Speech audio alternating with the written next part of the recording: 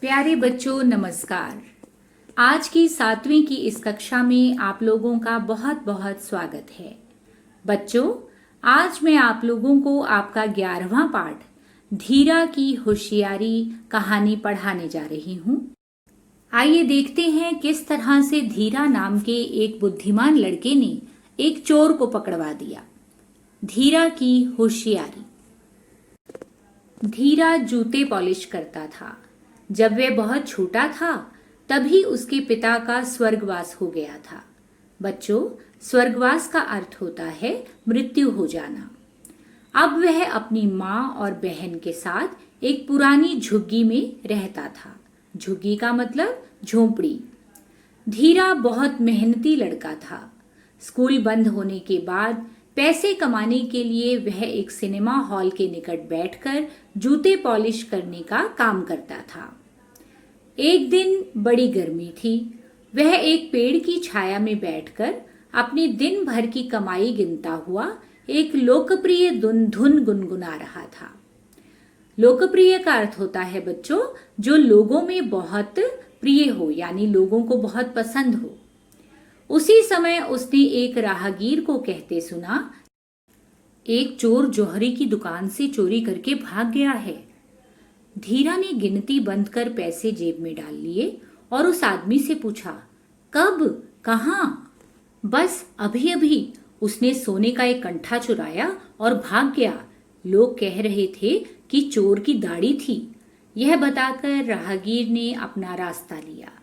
बच्चों, सोने का कंठा का अर्थ होता है सोने का हार, और अपना रास्ता लिया यानी वो जो मुसाफिर था अपने राह पर चल दिया। धीरा पूरी बात का पता लगाने जौहरी की दुकान पर जाना चाहता था कि एक ग्राहक आ गया। ग्राहक का अर्थ होता है कि जूते पॉलिश करवाने के लिए एक व्यक्ति उसके पास आ गया। ग्राहक ने अपनी कलाई घड़ी की ओर देखते हुए धीरा से कहा, अरे लड़के, जरा जूता अच्छी तरह पॉलिश कर दो, मुझे कोई जल्दी नहीं है। ग्राहक ने पतलून कमीज पहनी हुई थी और लाल टाई बांध रखी थी। देखने में वह एक अमीर आदमी लगता था। धीरा तुरंत उसका जूता पॉलिश करने बैठ गया, मगर उसका मन चोरी की घटना की ओर ही लगा हुआ था। ग्राहक ने पहले बायां पैर स्टैंड पर रखा। पीला कपड़ा लेकर धीरा ने जूते की धूल पोंछ, फिर एक टिन खोलकर पॉलिश निकाली और ब्रश से जूते पर फैला दी। फिर वह जल्दी जल्दी उसे चमकाने लगा। थोड़ी देर में जूता चमक उठा। तभी धीरा ने कनखियों से देखा कि 2 सिपाही आ रहे हैं। बच्चों, कनखियों से देखा का अर्थ होता है कि उसने टेढ़ी निगाह से देखा। उनसे वह चोरी के बारे में पूछना चाहता था, लेकिन ग्राहक का मिजाज गर्म हो रहा था। बच्चों, मिजाज गर्म होना का अर्थ होता है गुस्सा आना। ए लड़के, तुम अपना काम ठीक से करो, तुम्हारा ध्यान कहाँ है? मेरा जूता ऐसे रगड़ो कि यह चमक जाए। अभी शो खत्म होने में 5 मिनट बाकी हैं। धीरा घबरा गया। यह कोई बड़ा आदमी है, कहीं सिपाही से मेरी शिकायत न कर दे, उसने स्वयं से कहा, यानी खुद से कहा। वह अपना पूरा ध्यान लगाकर जूता पॉलिश करने लगा। बायां जूता पॉलिश करने के पश्चात धीरा बोला, हुजूर, दूसरा पांव ऊपर रखिए। उस आदमी ने दूसरा पैर स्टैंड पर रख दिया। ओ लड़के, जरा जल्दी करो, शो खत्म होने में केवल 2 मिनट बाकी हैं। अजीब आदमी है, धीरा सोचने लगा। अभी तो कह रहा था कि उसे जल्दी नहीं है और अब इतनी जल्दी में है। धीरा ने जूते की धूल झाड़ी और पॉलिश लगा दी। जैसे ही वह जूते को कपड़े से चमकाने लगा कि उसने देखा जूते में से कुछ बाहर निकल रहा है। यह क्या हो सकता है?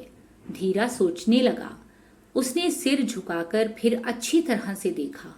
बाप रे! बस ठीक है, समय हो गया है। आदमी ने स्टैंड से पांव हटा लिया। धीरा जूते को फिर भी चमकाता रहा। आदमी उसे देने के लिए बटुए में से रेजगारी निकालने लगा। बच्चों, रेजगारी कहते हैं कॉइन्स को, यानी सिक्कों को। धीरा ने चुपचाप उसके दोनों जूतों के फीते एक दूसरे से बांध दिए और उठ खड़ा हुआ। उसने उसके हाथ से पैसे भी नहीं पकड़े। वह लपक कर सिपाहियों के पास पहुंचा। बच्चों, लपक कर का अर्थ होता है जल्दी से। पीछे से उसने आदमी को चिल्लाते सुना, ओ बदमाश, ठहर जरा। लेकिन आदमी ने जब चलना चाहा तो मुंह के बल गिर पड़ा। मुंह के बल गिरना मतलब औंधे मुंह गिरना। अभी वह उठने की कोशिश कर ही रहा था कि धीरा सिपाहियों को लेकर आ गया। उन्होंने उस आदमी को हिरासत में ले लिया। हिरासत में लेना होता है कैद कर लिया। हाँ, वही चोर था। सोने का कंठा उसके जूते में से निकला और उसकी नकली दाढ़ी उसकी जेब में से। सिपाही उसे थाने ले गए। धीरा की बहुत प्रशंसा हुई। पुलिस और जौहरी दोनों ने उसे इनाम दिया।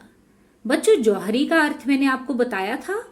जौहरी का मतलब होता है वह व्यक्ति जो सोने चांदी के गहने बेचता है। उसके स्कूल में भी उसकी होशियारी पर उसे एक पदक प्रदान किया, यानी उसे एक तमगा दिया गया। तो देखा बच्चों, किस तरह से धीरा ने अपनी बुद्धिमानी और होशियारी से एक चोर को पकड़वा दिया और उसे पुलिस से भी इनाम मिला, जौहरी से भी इनाम मिला और स्कूल में भी उसकी प्रशंसा हुई। तो हमें हमेशा इसी तरह के बहादुरी के कार्य करने चाहिए। उम्मीद करती हूँ बच्चों, धीरा की होशियारी पाठ आप अच्छी तरह से समझ गए होंगे। इसका अभ्यास आप नीचे डिस्क्रिप्शन में पा सकते हैं। इसी तरह से पढ़ते रहिए और जिंदगी में आगे बढ़ते रहिए। धन्यवाद।